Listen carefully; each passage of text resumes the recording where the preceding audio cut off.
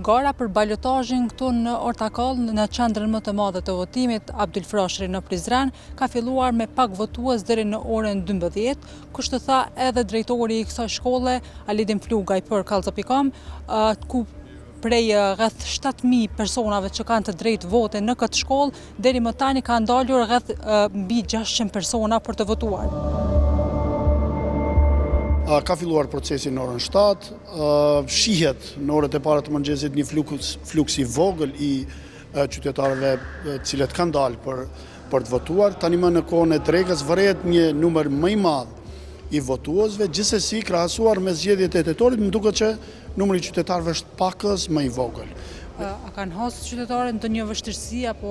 diçka tjetër në lidhje edhe me tavolinën orientuese? Herën e kaluar ka pas ankesat që nuk po munden me u drejtu për shkak të mungesës të kësaj tavoline, kësaj radhe, çush është situata? Edhe në këto zgjedhje nuk ka tavolinë ndihmëse, po mundohemi me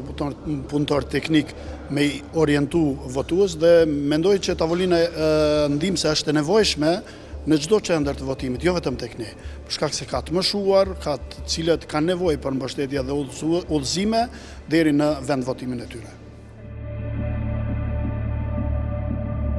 Në këtë komunë, në garë për balotazhin, janë Shaqir Totaj nga Partia Demokratike e Kosovës, i cili në zgjedhjet e tetorit mori 41.45% të votave, përballë Artan Abrashit, kandidat nga Lëvizja Vetëvendosje, i cili në zgjedhjet e tetorit mori 30.39% të votave. Ndërsa në aspektin e sigurisë dhe mbarvajtjes,